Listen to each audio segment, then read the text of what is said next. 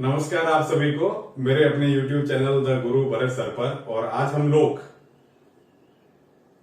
Polity को मतलब political science को एकदम बेसिक से शुरू कर रहे हैं। बिल्कुल बेसिक से कि सर मुझे तो बिल्कुल कुछ भी नहीं आता पॉलिटिकल में, मुझे एकदम शून्य बटा सन्नाटा है। तो हम शून्य से या फिर जीरो से हीरो तक, ठीक है ना, फर्श से अर्श तक की कहानी, उल्टा नहीं बोल दिया मैंने, तो ध्यान रखना हम वो लोग कि एक तरह से आपको पूरी पॉलिटी के बारे में सामान्य जानकारी हो जाए, वो सीरीज स्टार्ट करने जा रहे हैं ताकि अपना अच्छा सा कोर्स भी हो जाए और आपका रिवाइज या रिकॉल या जिस भी कंपटीशन की आप तैयारी कर रहे हो उसमें एक तरह से आपको शून्य से लेकर बहुत अच्छे लेवल तक की तैयारी, कंपटीशन चाहे फिर वो RS pre, second grade, first grade, जो भी एग्जाम दे रहे हो आप, और हर एक एग्जाम में पॉलिटिकल साइंस आती है और हर एक एग्जाम में अच्छे क्वेश्चन आते हैं। तो आज हम बिना कोई समय जाए क्या हुए बिल्कुल ये टॉपिक शुरुआत करते हैं पॉलिटिकल साइंस के बारे में, ठीक है ना, कि भाई ये क्या है, इसमें किसका अध्ययन किया जाता है, क्या किसकी परिभाषा क्या होती है, ये सारी चीजें आज हम आपके सामने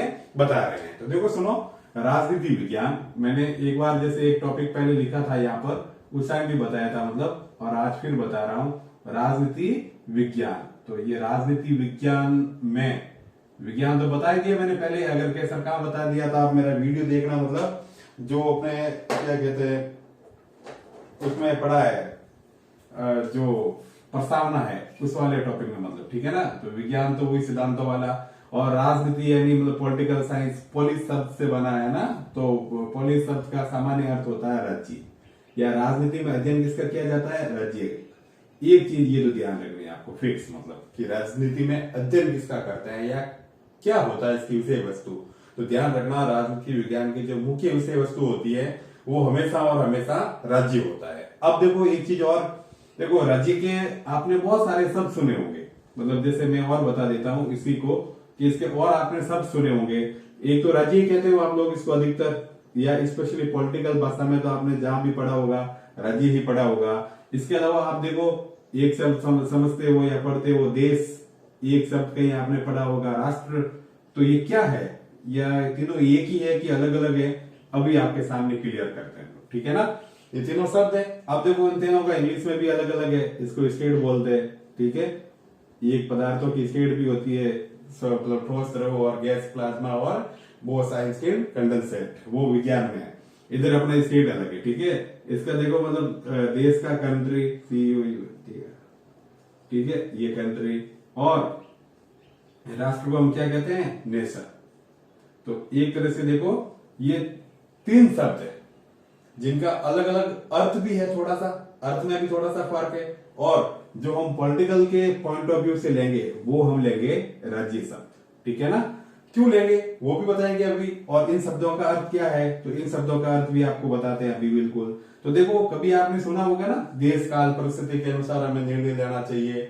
देश, देश शब्द दरअसल सामान्य रूप से एक निश्चित भूभाग वाले क्षेत्र के लिए या एक भौगोलिक क्षेत्र के लिए इस्तेमाल किया जाता है।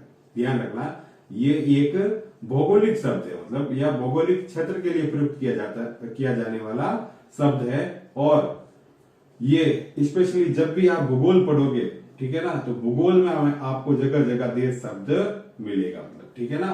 तो ये एक भौगोलिक शब्द है, जो देश है उसका मीन वही पर्टिकुलर एंड फाइनल में तो राज्य ही, लेकिन फिर भी हम पॉलिटिकल में हर जगह देश ना पढ़कर राज्य पढ़ेंगे, क्योंकि राज्य में विस्तृत रूप से सारी चीजें या कोई भी देश, कोई भी जो अपना क्या कहते हैं राष्ट्र है वो सम्मिलित हो जाएगा। हम उसमें एक पर्टिकुलर एक भारत राज्य की बात ना करके कम्युलेटिव चीजों के बारे में बात करेंगे, भले वो भारत के किसी छोटे से राज्य की हो या फिर विश्व के कोई और बड़े साम्राज्य की बात हो रही हो, ठीक है ना। राष्ट्र, देखो राष्ट्र वाली बात में ध्यान रखना, राष्ट्रीयता आ जाती है एक तो, जिसमें ऐसी फीलिंग जिसमें राष्ट्रीयता की भावना आती हो, ठीक है ना। अब कैसे राष्ट्रीयता कैसे आएगी, तो वो देखो एक मैं बात बताता हूं इसके पहले, कि राष्ट्र शब्द सामान्य रूप से उन लोगों के लिए या ऐसे समूह के लिए प्रयुक्त करते हैं, ऐसे समूह के लिए प्रयुक्त करते हैं जिनकी भावनाएं समान हो, ठीक है ना। ऐसे समूह के लिए प्रयुक्त करते हैं जिनकी भाषा, बोली, ठीक है ना, भाषा, बोली, रहन सहन, आचार विचार, रहन सहन, संस्कृति आचार विचार संस्कृति, आचार विचार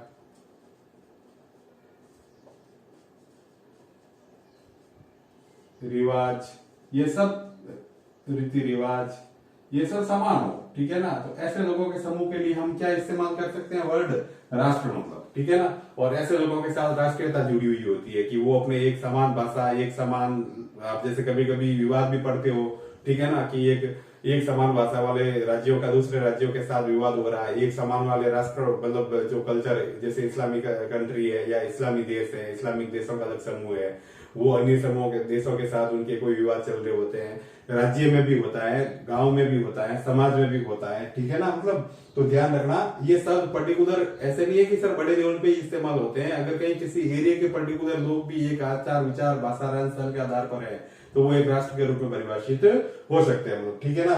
ये सब स्पेशली देखो, जैसे ये भूगोल विषय का शब्द है ना पर्टिकुलर रूप से, तो ये सब ध्यान रखना। आप समाजशास्त्र विषय अगर आपके है, तो समाजशास्त्र में जब भी आप इस्तेमाल करते हो सोशियोलॉजी में, तो ध्यान रखना है सोशियोलॉजी में जो शब्द इस्तेमाल किया जाता है वो राष्ट्र शब्द का प्रयोग किया जाता है, मतलब। तो दो शब्दों का तो आपके रूप में क्लियर हो गया कि देश शब्द सामान्य रूप से भूगोल का शब्द है, जो भौगोलिक क्षेत्र को परिभाषित करता है या अपने अंदर समेटे हुए रहता है अर्थ या भाव को। और जो राष्ट्र शब्द है वो ऐसे लोगों समूह के लिए प्रयुक्त किया जाता है जिनकी आचार विचार, रीति रिवाज, रहन सहन, उठक बैठक, बोल चाल, भाषा, संस्कृति सब समान हो, तो उसके लिए राष्ट्र शब्द का इस्तेमाल किया जाता है। और साथ ही साथ इन लोगों के साथ एक राष्ट्रीयता जुड़ जाती है, समान लोगों के ग्रुप के साथ। जैसे आप कास्टिज्म भी अपनाते हो, जातिवादी का वर्ग भी समूह में, तब भी वो एक समूह का मतलब राष्ट्र के रूप में परिभाषित होते हो। और ये शब्द सामान्य रूप से समाजशास्त्र वाली जो अध्ययन करते हैं, या जब समाजशास्त्री अध्ययन करते हैं, तो राष्ट्र वो न तो राज्य शब्द इस्तेमाल करते हैं, न देश शब्द इस्तेमाल करते हैं, वो हमेशा और हमेशा राष्ट्र शब्द का इस्तेमाल करते हैं। भूगोलिक जब भी भूगोल में जब भी अध्ययन करते हैं, तो वो फिर वो राष्ट्र यूज नहीं करते हैं, वो हमेशा और हमेशा देश शब्द का इस्तेमाल करते हैं। और ये स्टेट यानी स्टेट, ये अपना पॉलिटिका है, मतलब वर्ड, ठीक है ना। ये अब जैसे देखो सुनो क्या सर, क्या है कि जैसे हम राजस्थान से हैं या हम एमपी से हैं, ये सर ये राज्य नहीं है क्या, मतलब तो नहीं, बिल्कुल नहीं भाई, ये राज्य नहीं है भाई। राजस्थान है, गुजरात है, एमपी है, यूपी है, कोई भी है, तो फिर क्या है सर पॉलिटिकल की भाषा में, तो ये फिर प्रांत है भाई, ध्यान रखना, ये प्रांत है, मतलब पॉलिटिकल की भाषा में क्या है, प्रांत। और फिर तो फिर देश कैसे होगा, तो फिर अभी देश की परिभाषा भी बताएंगे, सॉरी राज्य कैसे होगा, तो राज्य की परिभाषा भी बताएंगे, मतलब, ठीक है ना। तो अब हम सीधे चलते हैं राज्य की परिभाषा पर। आपने वैसे उतार लिया होगा, लिख लिया होगा। अब हम अगला टॉपिक शुरू करते हैं कि राज्य क्या होता है, ठीक है। तो ये देख लेना एक बार, देश भूगोल के लिए, ये भौगोलिक क्षेत्र के लिए प्रयोग किया जाता है। देश काल परिस्थिति आप बोलते भी हो। और राष्ट्र शब्द सामान्य रूप से राष्ट्रीयता, समाजशास्त्र और जिनकी भाषा संस्कृति एक तरह की हो, उन्हीं के लिए इस्तेमाल किया जाता है। तो अब सर राज्य क्या होता है, तो ध्यान रखना, देखो राज्य की परिभाषा आपको बताते हैं हम वापस एक बार से। तब तक आप चैनल को अधिक से अधिक लोगों तक शेयर कीजिए, और कम से कम यार इतना काम तो कीजिए कि अपने एक मित्र से तो ये चैनल सब्सक्राइब करवाए, ताकि अगर आप लोग अभी जितने भी संख्या में हो, एक दिन में दुगनी हो सकती है मेरी सब्सक्राइबर की संख्या। फिर अपन लाइव क्लास लेंगे जब अपने 1000 सब्सक्राइबर हो जाएंगे, मतलब। तो आप दोस्तों के माध्यम से अधिक सब्सक्राइब करवाइए, लाइक कीजिए, शेयर कीजिए, साझा कीजिए। और अगर आपके कोई उचित सुझाव है, तो समय निकालकर फालतू बातों में जो आप जाया करते हो, उसकी बजाय कमेंट बॉक्स में कुछ लिखिए आप, ताकि मैं आपके अकॉर्डिंग और कुछ अच्छा कर सकूं, मतलब, ठीक है ना। अब देखो, जो इसमें जैसे अभी बताया पॉलिटिकल में कि राज्य शब्द का मतलब क्या कहते हैं, अध्ययन किया जाता है, या राज्य का अध्ययन किया जाता है, ठीक है ना। इसको स्टेट कहते हैं, मतलब ये भी ध्यान रखना, राज्य, ठीक है ना। अब ध्यान रखना, राज्य के 4 अंग होते हैं, उसे राज्य कहते हैं। राज्य के 4 अंग होते हैं, ठीक है। तो देखना, अभी 4 अंग होते हैं। कौन कौन से होते हैं सर, तो वो भी बिल्कुल अभी आपको बताते हैं कि 4 कौन कौन से होते हैं। देखो भाई, राज्य के लिए पहली शर्त है कि जनसंख्या होनी चाहिए, पॉपुलेशन होनी चाहिए, ठीक है ना। पॉपुलेशन लोग ही नहीं रहेंगे तो राष्ट्र विहीन, मतलब क्या कहते हैं, या जनसंख्या विहीन राष्ट्र हो ही नहीं सकता। अगर आपकी जनसंख्या नहीं है, मतलब, ठीक है ना, तो वो राष्ट्र भी नहीं होगा, या फिर राज्य। हम पॉलिटिकल पढ़ रहे हैं, तो मैं खुद ही राष्ट्र बोल रहा हूँ, इसकी बजाय राज्य सब की अगर जनसंख्या नहीं होगी, या पॉपुलेशन नहीं होगी, या पीपल्स नहीं होंगे, तो फिर वो राज्य होगा ही नहीं, उसका कोई वजूद ही नहीं होगा। दूसरा अपना जो पहला फैक्टर तो ये है। दूसरा चीज है भाई अपने निश्चित भूभाग, ये भौगोलिक शब्द है, ठीक है ना, यह भूगोल से उठाया गया है भाई, भाग, निश्चित भूभाग, तो ये भूगोल से उठाया गया, ठीक है ना। तो भूभाग भी होना चाहिए, एक निश्चित क्षेत्रफल भी होना चाहिए, जगह भी होनी चाहिए जहां पे ये जनसंख्या निवास कर सके। और तीसरा सबसे इंपॉर्टेंट वो है भाई संपर्कता। क्या होना चाहिए भाई? संपर्कता। राज्य हो, जनसंख्या हो और संप्रभुता ना हो तो फिर कोई मतलब ही नहीं है। कैसा? फिर ये क्या है? देखो एक चीज और ध्यान रखना, संप्रभुता को हम लोग राज्य की आत्मा भी कहते हैं, ठीक है ना, ये भी ध्यान रखना। हम संप्रभुता को राज्य की आत्मा भी कहते हैं, संप्रभुता को राज्य की आत्मा भी कहते हैं। और क्या होती है अभी बताते हैं। चौथा अपना क्या है भाई? एक सरकार होनी चाहिए। मतलब क्या होनी चाहिए? सरकार होनी चाहिए। सरकार यानी गवर्नमेंट, ठीक है ना। तब जब ये चार भाग पूरे मिल जाते हैं या चार कंपोनेंट्स मिल जाते हैं तब जाकर किसका निर्माण होता है? राज्य का। ये एक तरह से आप निश्चित याद रखना कि राज्य के चार कंपोनेंट्स होते हैं और ये चार कंपोनेंट्स या घटक राज्य, निश्चित भूभाग, संप्रभुता और सरकार। तो ये तो बस इतना ही पॉइंट है, ये भी इतना ही है। अब देखो संप्रभुता दो प्रकार की होती है, जब भी आप पढ़ोगे तो संप्रभुता आपको दो प्रकार की मिलेगी। अब बता देता हूं मैं, वैसे संप्रभुता दो प्रकार की होती है, टू टाइप्स, ठीक है ना।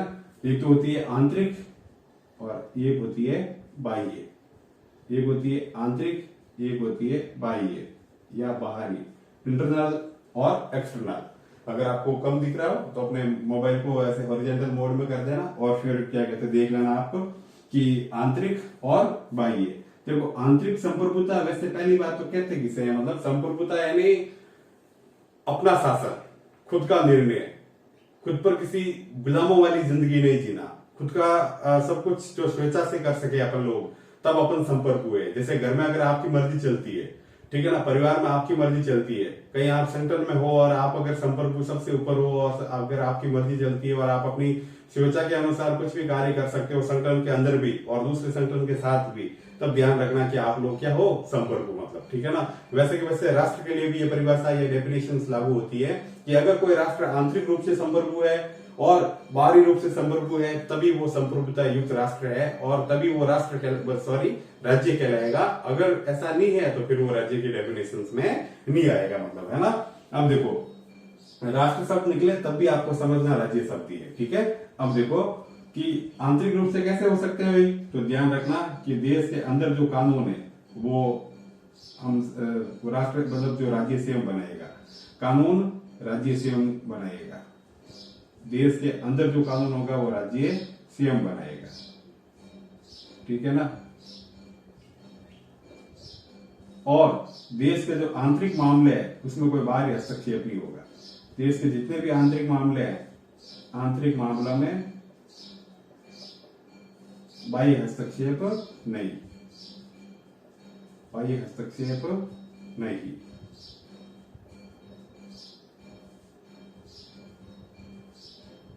तो ध्यान रखना आंतरिक रूप से दो चीज होनी चाहिए कि कोई भी देश या कोई भी राज्य अगर अपना कानून स्वयं बनाता है, उस पर दूसरे किसी का कोई प्रेशर नहीं है, तब वो अगर कानूनों का निर्माण स्वयं करता है तब तो वो है आंतरिक रूप से संप्रभु। और अगर उसका कोई भी आंतरिक मामला हो और उसमें कोई किसी अन्य देश का हस्तक्षेप ना हो, अन्य राज्य का हस्तक्षेप ना हो, तो वो क्या होगा? मतलब आंतरिक रूप से संप्रभु। जैसे अभी अपने यहाँ बहुत सारे विवाद चले, जैसे हमने जम्मू कश्मीर की, हमारा आंतरिक मामला था और हमने उसको क्या कहते हैं कि भाई धारा 370 वगैरह हटा ली, तो और राष्ट्र ने भले कुछ भी कहा हो लेकिन हमने हटा ली, वो हमारा आंतरिक मामला था, तो हम आंतरिक रूप से संप्रभु है। अब कोई और राष्ट्र दबाव डाल रहा है कि हम तो किसी के और के काम कर रहे हैं, उस प्रेशर में कर रहे हैं, तो ऐसी कोई बिल्कुल बात नहीं है। हमारे आंतरिक मामले जैसे कि कृषि कानून वगैरह बनाया है तो भारत सरकार ने बिना किसी और कोई के प्रेशर में आए हुए देश के लिए, राज्य के लिए, राष्ट्र के लिए कृषि कानून बना लिया, तो बना लिया, मतलब इसमें और किसी का हस्तक्षेप नहीं चला। मतलब किसी और राष्ट्र की, जैसे कनाडा के पीएम ने बहुत बार गुजारिश की थी या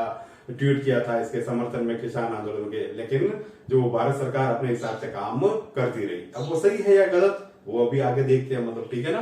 तो अब आगे देखो, मतलब, और बाहरी रूप से तो देखो बाहरी रूप से दो चीजें यहाँ पर भी कि भाई अन्य राष्ट्रों के साथ संबंध बनाने में, अन्य राष्ट्रों के साथ संबंध बनाने में स्वतंत्र होना चाहिए। अन्य राष्ट्रों के साथ संबंध संबंधों में स्वतंत्र, कि भाई हमें किस देश के साथ कैसा रिश्ता रखना है, किस तरह की संधि करनी है, उस मामलों में अगर हम स्वतंत्र है, हम मतलब क्या कहते हैं कि हमारे ऊपर कोई प्रेशर नहीं है, हम किसी देश के अंडर प्रेशर में आकर, उसकी बातों में आकर, उसके अधिकार दबाने के बाद अगर हम कोई क्या कहते हैं कि समझौता करते हैं, संधि करते हैं, तो फिर हम संप्रभु नहीं है। लेकिन अगर हम इन सब चीजों से स्वतंत्र रहकर कार्य कर रहे हैं तो फिर हम बाहरी रूप से भी स्वतंत्र हैं, ठीक है ना। अन्य राष्ट्रों के संबंध में जो स्वतंत्रता पाई जाती है, अन्य राष्ट्रों के साथ संबंधों में, अन्य राष्ट्रों के साथ संबंधों में अगर स्वतंत्रता है या हम स्वतंत्र हैं, तो हम बाहरी रूप से भी आधा घटक, एक दो घटक है इसके आधे घटक के रूप में संपर्क हुए। दूसरा कौन सा भाई, कि जो अंतरराष्ट्रीय संगठन है, ठीक है ना, अंतरराष्ट्रीय संगठन, अंतरराष्ट्रीय संगठनों के साथ संबंधों में स्वतंत्र के साथ संबंधों में स्वतंत्र।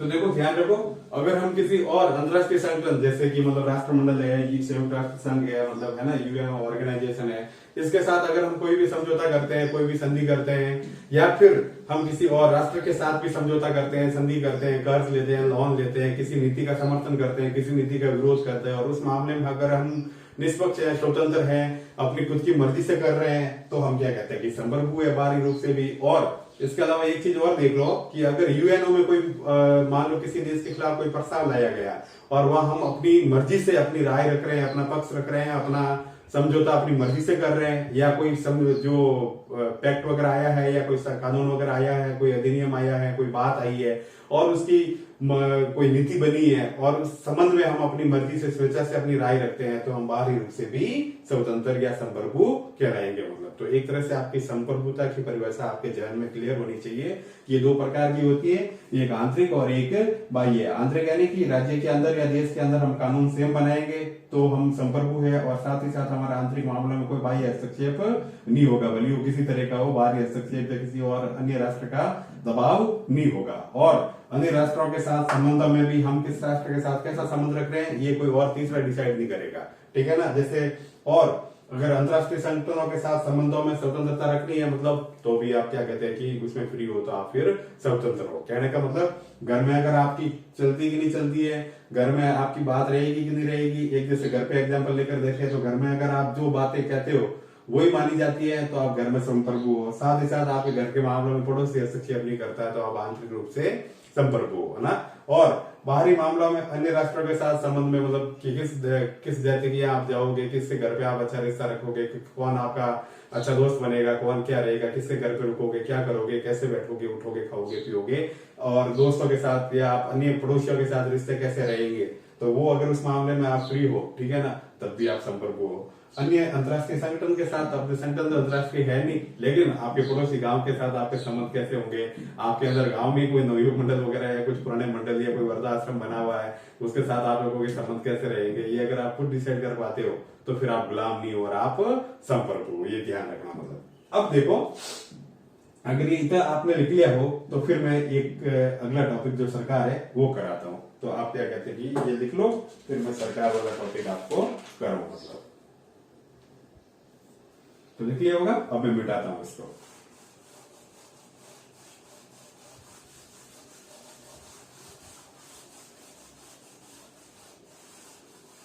तो देखो,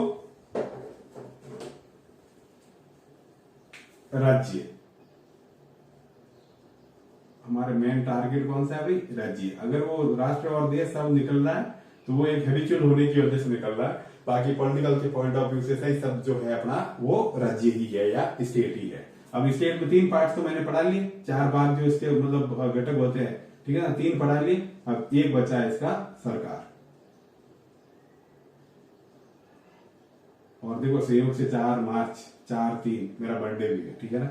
सरकार, अब बचा है अपने पास सरकार। तो देखो सरकार को हम कैसे क्या करते हैं, मतलब या इसकी कैसे जरूरत पड़ी, या ये क्या होती है, इस तरह से मतलब इसकी बात बताते हैं। देखो इससे पहले एक चीज बताते हैं हम बताते हैं मतलब कि राज्य की भी हमें जरूरत क्यों पड़ी, ठीक है ना। हम जो राज्य घटक बना रहे हैं, राज्य का एक घटक सरकार है, लेकिन राज्य की जरूरत क्यों पड़ी? तो देखो उसके लिए पॉलिटिकल पॉइंट ऑफ व्यू से एक आपको बात याद रखनी है कि पहले हमारे यहाँ मतलब कबीलाई संस्कृति थी, ठीक है ना, कबीलाई संस्कृति। हमें हमारे यहाँ पूरी दुनिया की बात कर रहा हूँ, ठीक है ना, कबीलाई संस्कृति थी।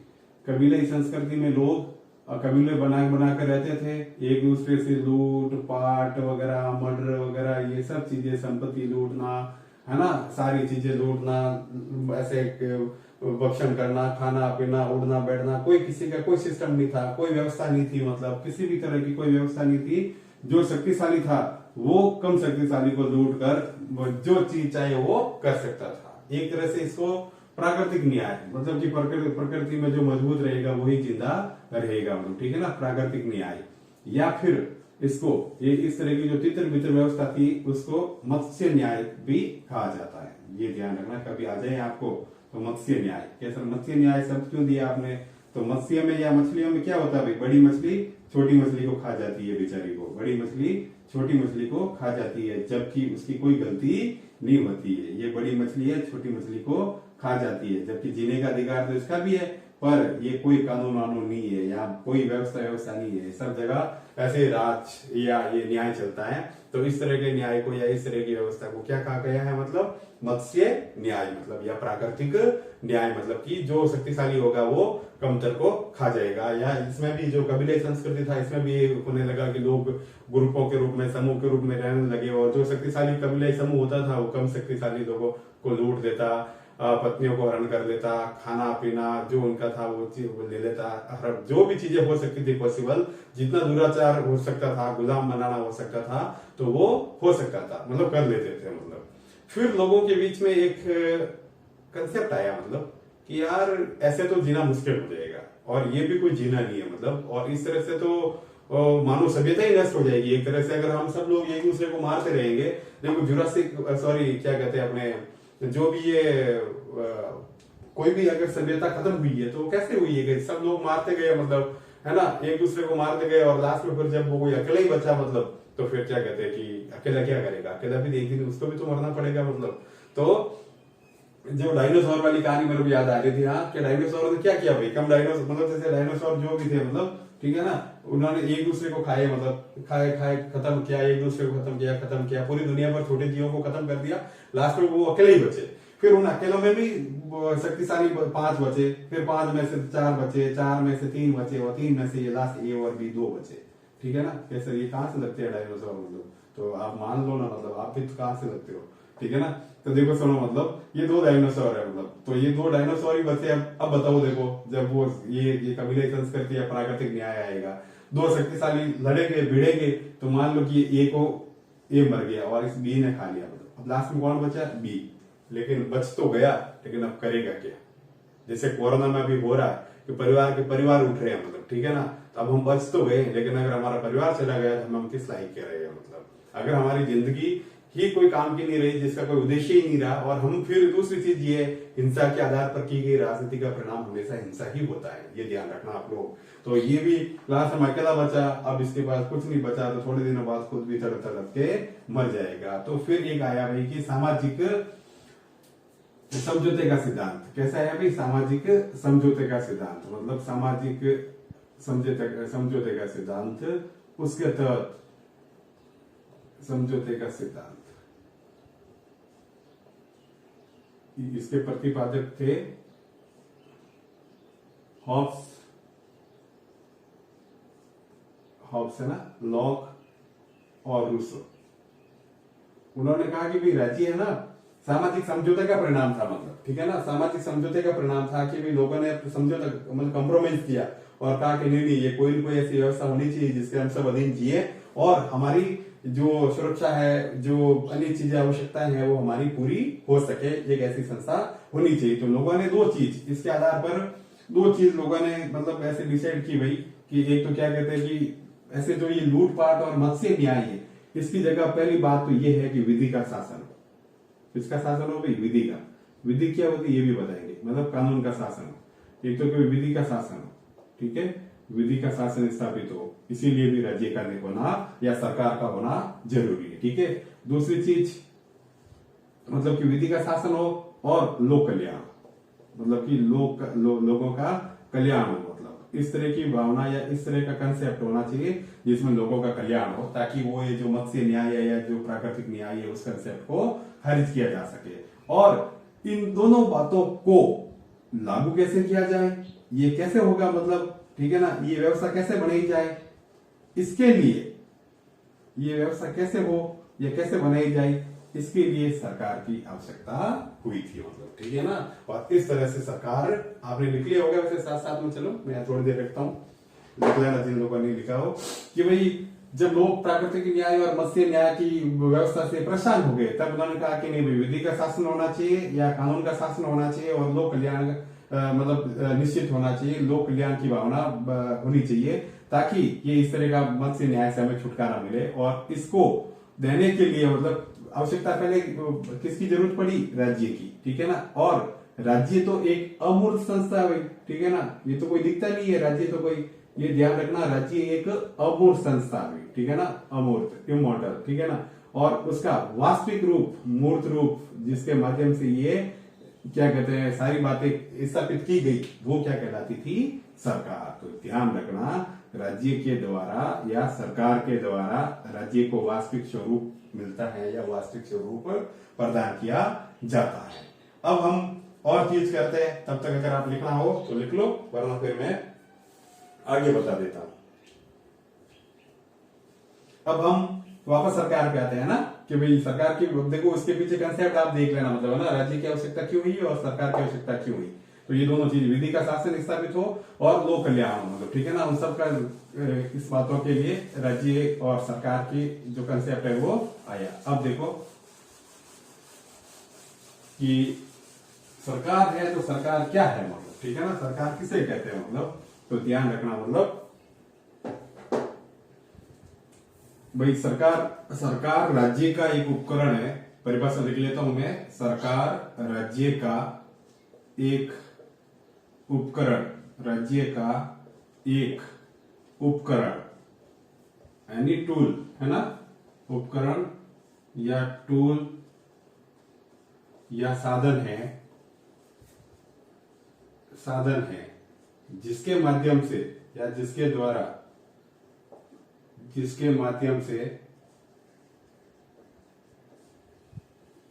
माध्यम से लोक कल्याण, ध्यान रखना भाई परिभाषा बता रहा हूं, जिसके माध्यम से लोक कल्याण एवं विधि का शासन स्थापित किया जाता है।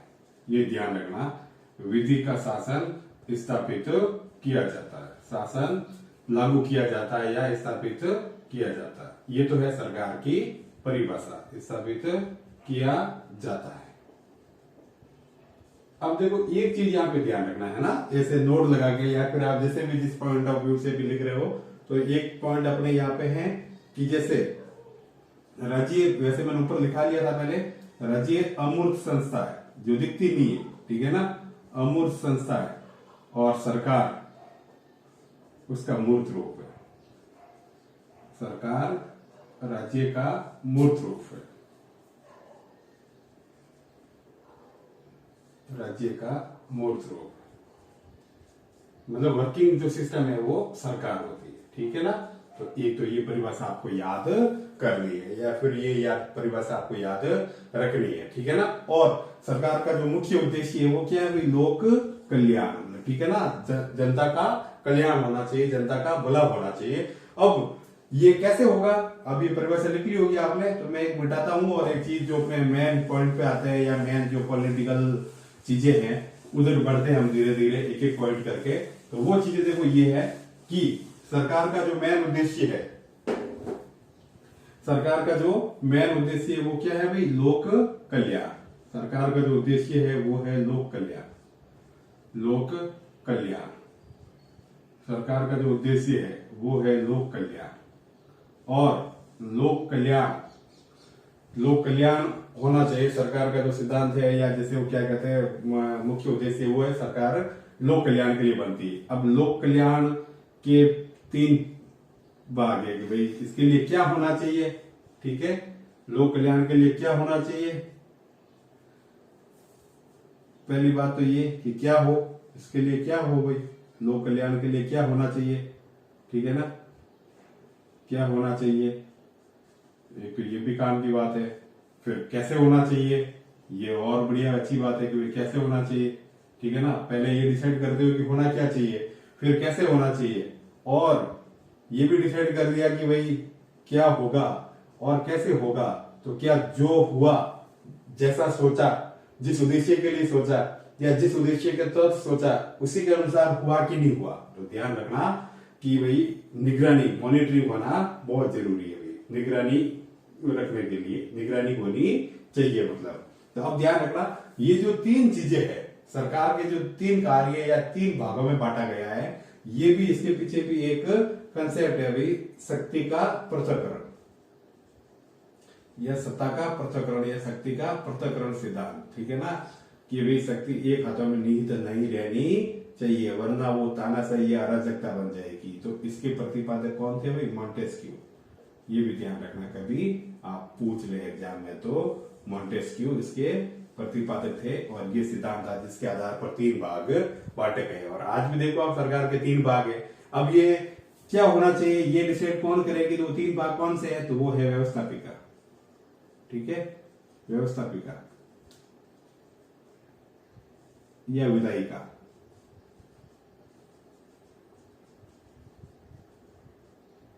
दूसरी है भाई कैसे होना चाहिए, ये कौन तय करेगा, किस तरह से कोई कानून बनेगा मतलब।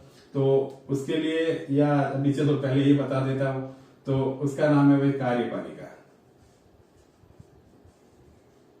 कार्यपालिका, ठीक है। और निगरानी के लिए कौन है भाई, न्यायपालिका,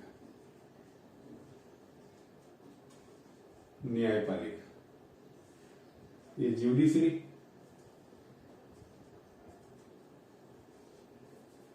ज्यूडिशरी, एग्जीक्यूटिव, और ये लेजिस्लेचर,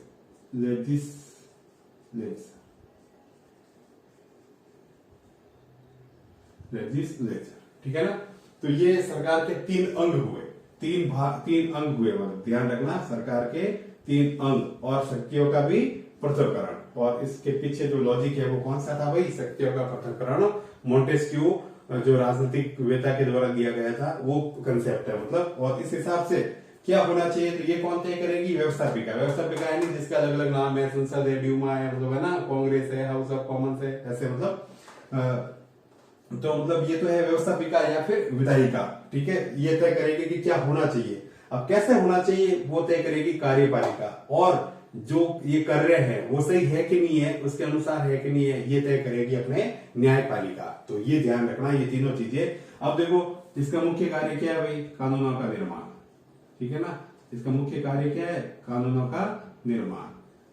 कानूनों का निर्माण हमेशा और हमेशा व्यवस्थापिका करती है हम लोग, ठीक है ना, कानूनों का निर्माण। और इसका मुख्य कार्य क्या भाई, कानूनों को लागू करना या कानूनों का क्रियान्वयन, लागू करना या फिर क्रियान्वयन यानी इंप्लीमेंट करना, ठीक है ना, ये ध्यान रखना। और न्यायपालिका का काम क्या है भाई, वापस वही ऊपर, निगरानी या मॉनिटरिंग या संविधान के अनुसार हुआ कि नहीं हुआ, ये चीजें इसके द्वारा की जाती है। और देखो ध्यान रखना, ये मतलब कि अपने जो निगरानी वाली है ये दो तरीके से रखा जाता है। एक तो ये कि भाई संविधान के अनुसार हुआ कि नहीं हुआ, किसी भी कानून का निर्माण संविधान की मूल भावना के अनुसार, की मूल भावना या संविधान के अनुसार, मूल भावना या उद्देश्य के अनुसार हुआ कि नहीं हुआ, है ना, अनुसार कानून या विधि का निर्माण, विधि का निर्माण होना चाहिए, विधि का निर्माण हो, एक तो ये चीज होनी चाहिए, ठीक है। और दूसरा जो पहलू है वो ये है कि उस कानून को इम्प्लीमेंट जिस उद्देश्य के तहत बनाया गया था उसके तहत लागू किया गया कि नहीं किया गया, कि कानून को उद्देश्य अनुरूप, उद्देश्य अनुरूप या भावना के, जिस भावना के साथ बनाया है भावना के अनुरूप लागू किया गया, अनुसार लागू किया गया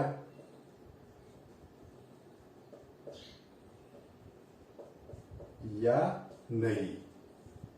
ये दो काम स्पेशली अपने निगरानी या फिर न्यायपालिका करती है। तो पहला काम तो ये होना चाहिए उसका कि उसने मतलब क्या कहते हैं, संविधान के अनुसार कानून बनाया कि नहीं बनाया। जो संविधान की भावना है या जो संविधान के कानून है या जो संविधान के आर्टिकल्स है या जो संविधान के उद्देश्य है उनके अनुसार कानून बनाया कि नहीं बनाया। और दूसरी चीज, बना लिया है तो उसको, जिस कानून को जिस उद्देश्य से बनाया है उसको उसी भावना के अनुसार या सही रूप से लागू किया गया कि नहीं किया गया। ऐसे कि भाई बीपीएल को फायदा उठाना है और लागू करने के लिए आपने क्लॉज जोड़ दिया कि जनरल वाले भी कुछ चीज को फायदे हो सकता है, तो फिर वो कानून जिस उद्देश्य से बनाया गया और फायदा जैसे कि आया कि 75% बीपीएल को होना चाहिए, 25% जनरल को फायदा होना चाहिए, मतलब उसका लाभ होना चाहिए, या किसी और वर्ग को ओबीसी को लाभ होना चाहिए।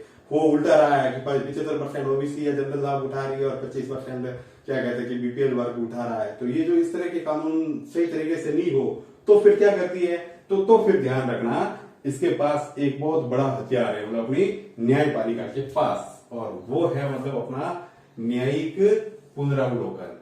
क्या है भी वो? न्यायिक पुनरावलोकन। अगर कानून इस तरह से नहीं बनाया गया संविधान की भावना के अनुसार तो फिर इसके पास है न्यायिक पुनरावलोकन का अधिकार। किसके पास है भाई? अपनी न्यायपालिका के पास। न्यायपालिका में सर्वोच्च कौन है भाई? Supreme court. तो न्यायपालिका फिर क्या करती है? अपने न्यायिक पुनरावलोकन। अब ये होता क्या है देखो, एक तो ये शब्द है न्यायिक पुनरावलोकन और एक होती है न्यायिक सक्रियता। तो ये दोनों शब्द अलग अलग है, मतलब है ना, थोड़ा सा ध्यान रखना आप लोग, दोनों शब्द अलग अलग है। मैं अभी इसको बताता हूँ। न्यायिक पुनरावलोकन के अनुसार कि कोई भी कानून बनाया गया है और अगर किसी को लगता है या फिर कोर्ट खुद संज्ञान लेता है कि ये विधि के अनुरूप नहीं है या ये शासन के या संविधान के उद्देश्य के अनुरूप नहीं है, तो कोर्ट खुद संज्ञान ले सकता है या फिर अन्य लोग रिट दायर कर सकते हैं, जनहित याचिका लगा सकते हैं। कि सर जैसे 2-3 चीजें जो इसके बारे में आपको करना चाहिए, तो ये मैं हटाता हूं पहले, फिर मैं आपको ये न्यायिक पुनरावलोकन का थोड़ा सा पढ़ाता हूँ, ठीक है ना।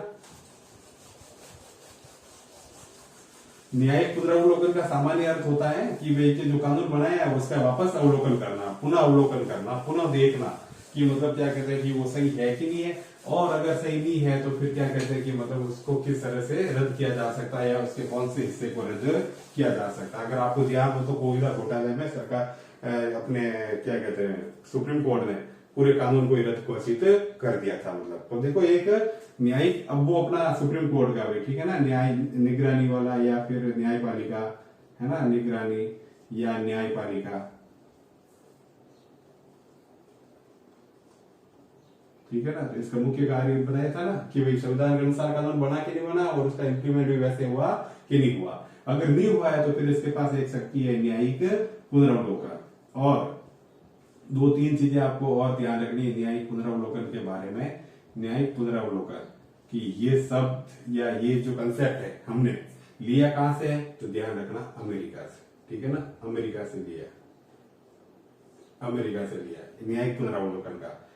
इसका संविधान में इस शब्द का एक ध्यान रखना, शब्द का संविधान में किसी भी आर्टिकल में या अनुच्छेद में उल्लेख नहीं है भाई, ध्यान रखना, ये अनुच्छेद में उल्लेख नहीं है, मतलब ठीक है, कहीं भी किसी में भी उल्लेख इस शब्द का मतलब न्यायिक पुनरावलोकन का। लेकिन जो इसका आधार है, जो इसका बेस है, जिसके आधार पर सुप्रीम कोर्ट को ये पावर मिली हुई है, वो आधार अगर आप देखो तो वो आधार कौन सा है? विधि का निर्माण का जो है वो 13वां, मतलब है ना। तो आर्टिकल 13 के आधार पर ये न्यायिक पुनरावलोकन करते हैं और इसमें ये तय करते हैं कि कोई भी कानून संविधान की मूल भावना या मूल ढांचे के अनुरूप है या नहीं है, या उसका कौन सा हिस्सा कहां तक उसके अनुरूप है, नहीं है तो फिर उसको रद्द भी घोषित किया जा सकता है। कि सर अभी कोई रिसेंटली ऐसा कुछ हुआ वगैरह है, तो बिल्कुल अभी देखो आप 2 मैटर देखो आप लोग खुद, है ना, जिसमें न्यायिक पुनरावलोकन की भावना आई है।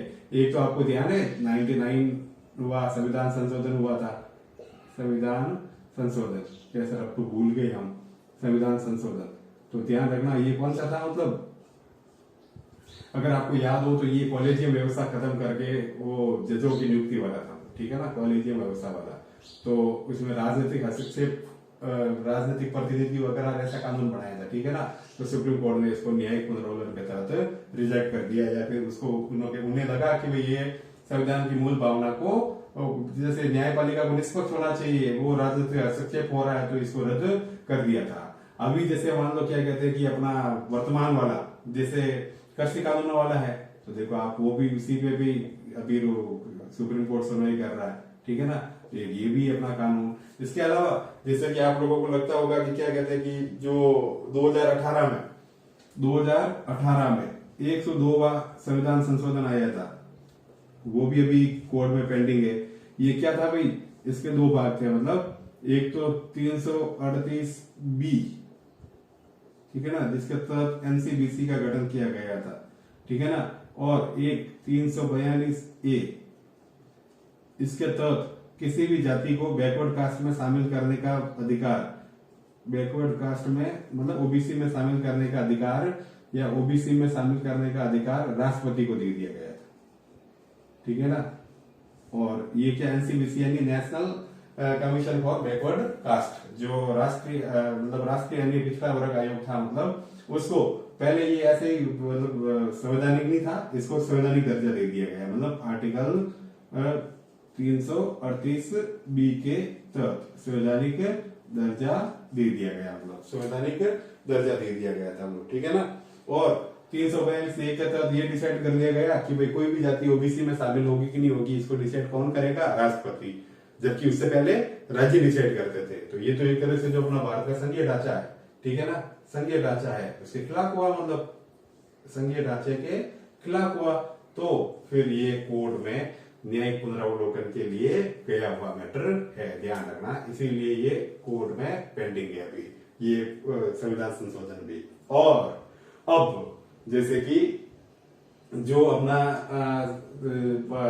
न्यायिक पुनरावलोकन है, उसका सही कार्य ये होता है कि वो कानून संविधान के अनुसार बना कि नहीं बना है और सही सही लागू हुआ कि नहीं हुआ है। अब कि सर ये संविधान संविधान संविधान बार बार बोल रहे हो, संविधान क्या है, मतलब तो लास्ट परिभाषा आज के अपने इस वीडियो की वो है संविधान, तो वो मैं बता देता हूँ आपको। तो ये देखो, आपको समझ में आया होगा। और अच्छा, यस, एक न्यायिक सक्रियता शब्द मैंने बीच में बोल तो दिया था, पर बताया नहीं आपको, न्यायिक सक्रियता, ठीक है ना, न्यायिक सक्रियता, ये वैसे कभी डिटेल में पढ़ेंगे, अभी जब मैंने बता दिया है तो बता देता हूँ। न्यायिक सक्रियता ऐसे मैटर को या ऐसे केस को कहते हैं कि जब न्यायपालिका बहुत ज्यादा सक्रिय हो जाती है और वो कार्यपालिका के कार्यों में हस्तक्षेप करती है। सामान्य रूप से हमारे यहाँ शक्तियों का बंटवारा है, मॉन्टेस्क्यू के सिद्धांत के अनुसार कि व्यवस्थापिका का कार्य है कानून का बनाना, कार्यपालिका का कार्य है, वो क्या कहते हैं कि ये क्या होती है, ये भी आगे बढ़ेंगे मैं ना। कार्यपालिका का कार्य होता है कानून का क्रियान्वयन करना, और जो अपनी न्यायपालिका है उसका कार्य होता है कानून के मतलब निगरानी करना या चेक करना या मॉनिटरिंग करना, ठीक है ना। लेकिन अगर कभी कभी ये जब न्यायिक सक्रियता कहता है तो मतलब न्यायपालिका यही आदेश दे देती है ऐसा कानून बनाओ, वैसा बनाओ, इस तरह से बनाओ, ये तुम्हारा गलत है, वो गलत है। जब ये बहुत ज्यादा हस्तक्षेप करने लग जाती है या बहुत ज्यादा न्यायिक पुनरावलोकन करने लग जाती है, तब समझ लो कि वो न्यायिक सक्रियता वाला मैटर बन जाता है, मतलब कि न्यायपालिका का बहुत ज्यादा सक्रिय होना कार्यपालिका के कार्यों में, ठीक है ना, हर बात में हस्तक्षेप करना। न्यायिक पुनरावलोकन बहुत बार हुआ है, अमेरिका से लिया गया कंसेप्ट है, इसका शब्द कहीं पे भी किसी भी आर्टिकल में नहीं है, और इसका जो आधार है मतलब वो आर्टिकल 13 है। अब देखो संविधान, आज की लास्ट परिभाषा, फिर आज का वीडियो करते हैं पूरा, फिर इसका पढ़ेंगे हम अगला नेक्स्ट वीडियो संवैधानिक इतिहास। तो अब देखो एक लास्ट मतलब है ना कि संविधान किसे कहते हैं, मतलब राज्य को लागू। देखो अब ये एक चीज और ध्यान रखना कि संविधान किसी का भी हो सकता है, आपकी संस्था का भी हो सकता है, आपका घर का भी हो सकता है, राज्य का भी हो सकता है, क्या कहते हैं देश का भी हो सकता है, यूएनओ जैसे बड़े जो अपने ऑर्गेनाइजेशन है उनका भी हो सकता है। तो संविधान किसी का भी हो सकता है। तो वो परिभाषा क्या है, मतलब कि संविधान उसे कहते हैं, या संविधान एक ऐसा निकाय है, संविधान से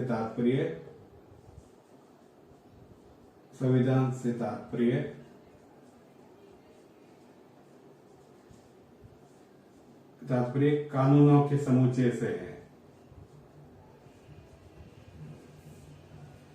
समुच्चय यानी समूह, समुच्चय या समूह से है, जिससे किसी राष्ट्र या किसी राज्य संगठन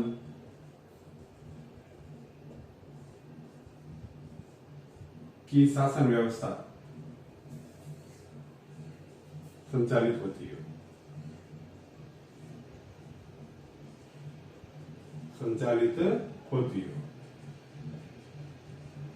होती हो। तो ध्यान रखना ये इस तरह का संगठन हो जिससे कि शासन व्यवस्था संचालित हो, या कानूनों का संग्रह, कुछ भी कह दो आप, है ना, जिससे कि कानूनों का संग्रह, कानूनों की किताब, तो ये सारी चीजें इसमें शामिल की जाती है। ये क्या कहलाता है अपना, ध्यान रखना, ये जो लास्ट में मैंने परिभाषा बताई वो राज्य की परिभाषा नहीं है हुई, ये अपनी परिभाषा है संविधान या फिर कॉन्स्टिट्यूशन की, ठीक है ना, संविधान की मतलब कॉन्स्टिट्यूशन की।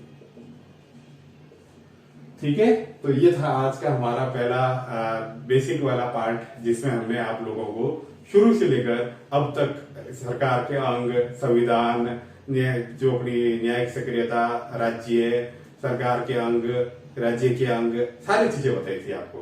तो इस वीडियो को आप अधिक से अधिक लाइक कीजिए, शेयर कीजिए, साझा कीजिए और दोस्तों के साथ शेयर भी करें।